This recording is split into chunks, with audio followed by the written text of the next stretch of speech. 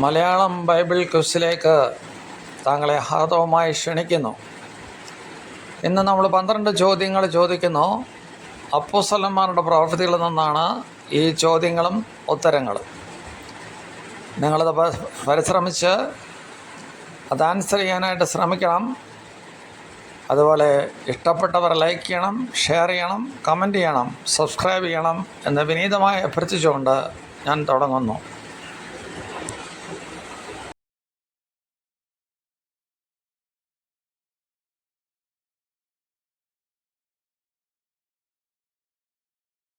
കർത്താവായ യേശു സുവിശേഷത്തിൽ പറഞ്ഞിട്ടില്ലാത്ത കാര്യം പ്രവൃത്തികളുടെ പുസ്തകത്തിലുണ്ട്.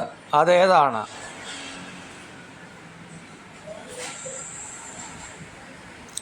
കർത്താവായ യേശു സുവിശേഷത്തിൽ പറഞ്ഞിടാത്ത കാര്യം പ്രവൃത്തിയിലുണ്ട്. അതേതാണ്? അതാണ് 30-35. ഇങ്ങനെ പ്രയത്നം ചെയ്ത് പ്രാപ്തിയില്ലാത്തവരെ സഹായിക്കുകയും വാങ്ങുന്നതിനേക്കാൾ കൊടുക്കുന്നത് ഉത്തമം എന്ന് പ്രബോധിച്ചു കൊള്ളുവിൻ. രണ്ടാമത്തെ ചോദ്യം, അണലി എവിടെ വെച്ചാണ് പൗലോസിൻ്റെ കയ്യിൽ കടിച്ചത്? അണലി എവിടെ വെച്ചാണ് കടിച്ചത്? ഉത്തരം മെലിത്ത ദ്വീപിൽ. അപ്പോസ്തല പ്രവൃത്തികൾ 28:2.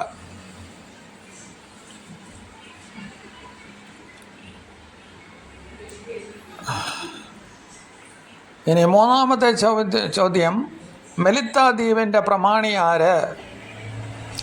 മെലിത്ത ദ്വീപിൻ്റെ പ്രമാണി ആര്? അതിൻ്റെ ഉത്തരം പബ്ലിയോസ്. അതിൻ്റെ ഉത്തരം പബ്ലിയോസ്.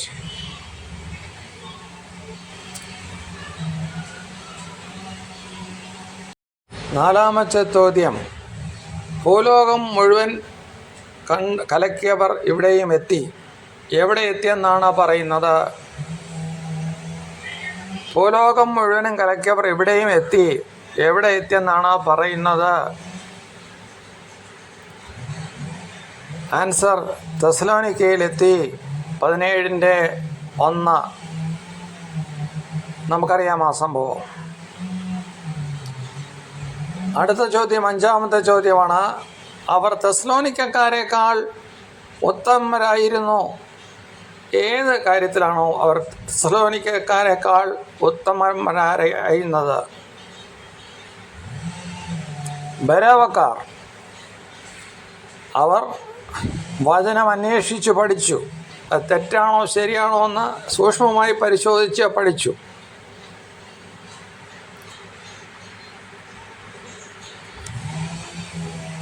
ഇനി ആറാമത്തെ ചോദ്യം, ആ പട്ടണത്തിൽ അങ്ങനെ വളരെ സ്വസ്ഥതയുണ്ടായി. ഏത് പട്ടണത്തിൽ?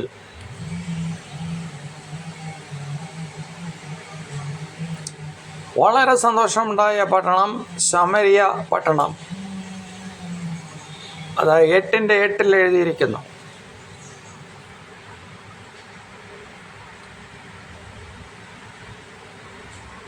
ഏഴാമത്തെ ചോദ്യം, അപ്പോസ്തലന്മാർ തമ്മിൽ വലിയ വാഗ്വാദമുണ്ടായത് എവിടെ വെച്ച്? അതിൻ്റെ ഉത്തരം 15-ാം അധ്യായത്തിൻ്റെ അവസാനം കൊടുത്തിട്ടുണ്ട്. അന്ത്യോക്യയിൽ വെച്ച്. അടുത്തത് 8-ാം ചോദ്യമാണ്. അടുത്തത് 8-ാമത്തെ ചോദ്യമാണ്, രക്തനിലത്തിന് എന്ത് പേരാണ് അവർ പറഞ്ഞുകൊണ്ടിരുന്നത്? അതായത് യൂദയുടെ പൈസ കൊണ്ട് വാങ്ങിച്ച രക്തം നിലത്തിന് എന്താണ് പേർ പറയുന്നത്? അവരതിനെ എബ്രായ ഭാഷയിൽ അക്കൽദാമ എന്ന് വിളിച്ചു. അക്കൽദാമ 1:15. അടുത്ത ചോദ്യം, ബർന്നബാസ് എന്ന വാക്കിൻ്റെ അർത്ഥം എന്താണ്? ബർന്നബാസ് എന്ന വാക്കിൻ്റെ അർത്ഥം എന്താണ്?